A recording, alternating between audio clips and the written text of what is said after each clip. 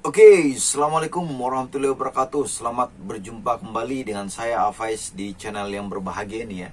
Sahabat-sahabat sekalian, kali ini saya akan bahas suatu hal yang dalam perjalanan investasi saya ini, dan akhirnya saya memakai suatu metode yang saya rasa sangat powerful ya, dimana modal kita cuma ya di bawah 1M lah istilahnya begitu ya.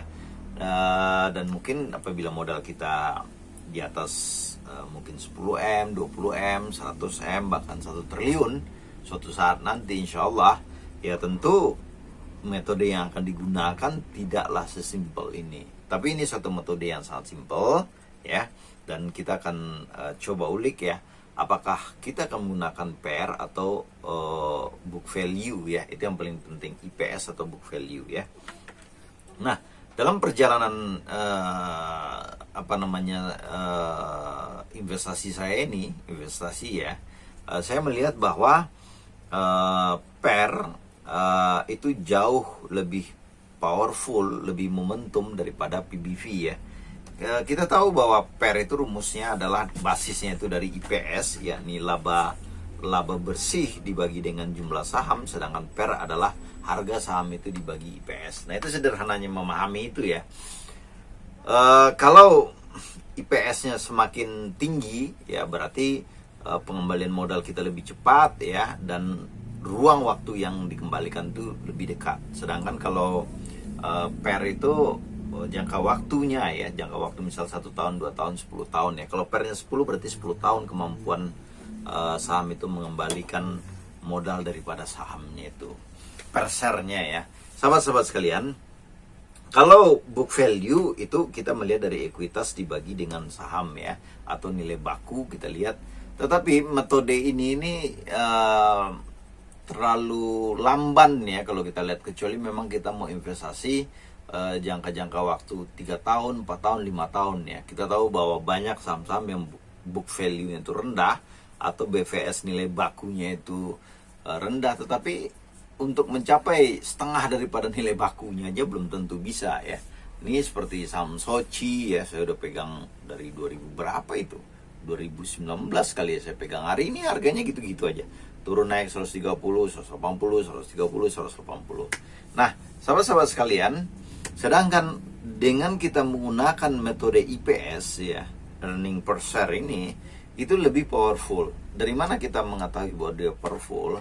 Ya, kalau Anda menganut value investing ya, atau menggunakan rumus IPS ini, maka kita gampang ya melihat bahwa saham-saham yang Q1, Q2, Q3, Q4 itu IPS-nya itu sesuai dengan proyeksinya dia, atau bahkan cenderung untuk naik daripada periode Q sebelumnya, Q on Q, ataupun IPS year on year ya, atau TTM Anda bisa pakai, atau annualized juga terserah.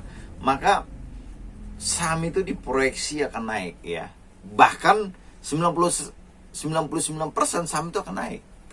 Jadi kalau kita lihat guru kita ya, Pak Teguh itu, dia akan memproyeksi sebuah IPS sebuah saham ya, dan di jadwal-jadwal yang telah ditentukan ya, misalnya Q1 itu kan di akhir April, Q2 itu di akhir Juli, dan Q3 itu di Oktober, dan Q4 itu kan di awal Desember dan awal tahun depannya ya. Itu dia akan mengambil langkah-langkah yang dianggap mendukung proyeksinya dia atau prediksi dia terhadap IPS itu.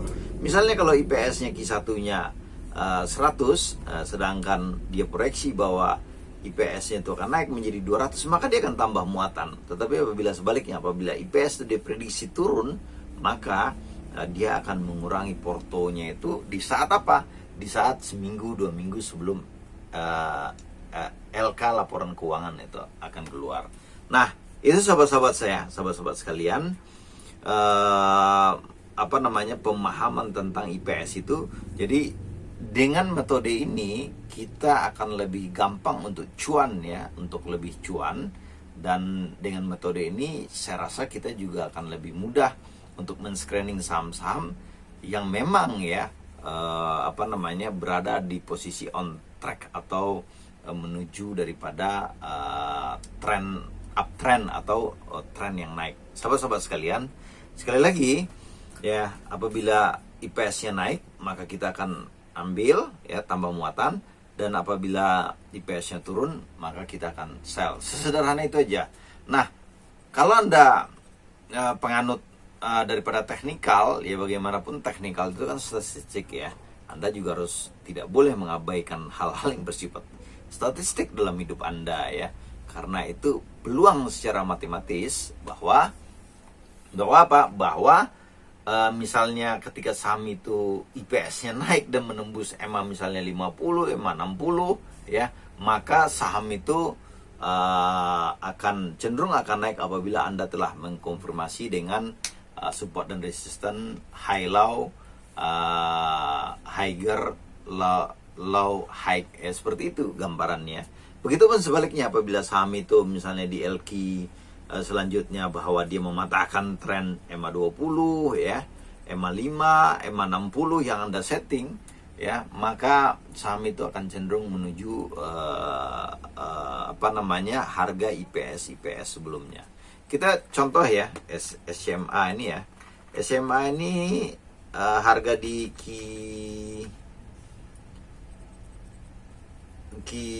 mana nih, coba ya, tunggu IPS-nya berapa nih ya, coba saya lihat ya. IPS-nya itu kan di Q4 2002 itu kan 0,2 ya, sedangkan di Q1 2023 itu kan 0,9, berarti naik sekitar 0,7 ya. Nah di Q4 itu kan harganya itu dari Q4 itu, berarti di awal tahun ya, itu harganya itu dari 200 ya, dari 200 turun sampai ke 100, kalau Anda lihat ya bisa 130 ya. Dan ketika Q1-nya keluar, maka saham tersebut naik menuju ke 170-an ya. Seperti itu sesederhananya. Seperti Bird juga kalau kita lihat ya, IPS Q4-nya itu kan 39 ya. Berarti harganya itu sekitar dari 1600-an ya. 1600, dan ketika di Q1 2023 itu IPS-nya itu naik menjadi 49, dan harganya itu sekitar April ya. Harganya tuh April itu udah naik ke 1800, dan hari ini udah ke 2400. Naiknya sangat signifikan ya. Naiknya bahkan sampai 30%-an ya. Nah, sahabat-sahabat sekalian, begitupun BES ya. Kalau kita lihat ya, BES ini kan beberapa saham yang saya pegang juga ya. Q4-nya itu IPS-nya itu minus ya, 63 sahamnya itu, bahkan ya kalau kita lihat ya, itu dari berapa itu? Berarti sahamnya itu di 100 berapa nih? 110-an 120-an ya. Ya 120-an sampai Mei keluar masih 120-an. Dan ketika keluar LK Q1-nya, IPS-nya itu naik ya.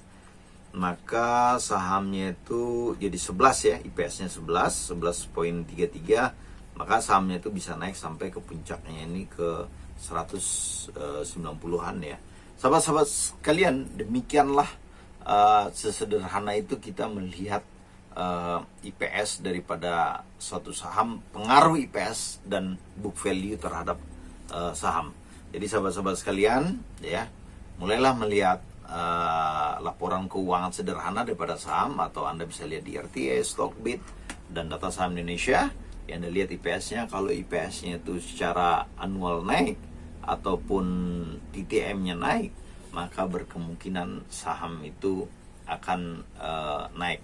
Sederhananya Anda tinggal lihat aja tonton berikutnya labanya sama nggak. Kalau labanya di tonton berikutnya sama dengan distribusinya sahamnya sama, maka harganya akan mirip-mirip dengan laba tahun-tahun yang pernah historinya. Akhir kata, semoga bermanfaat untuk sahabat-sahabat sekalian. Wabillahi taufik walhidayah. Jangan lupa bersedekah. Assalamualaikum warahmatullahi wabarakatuh.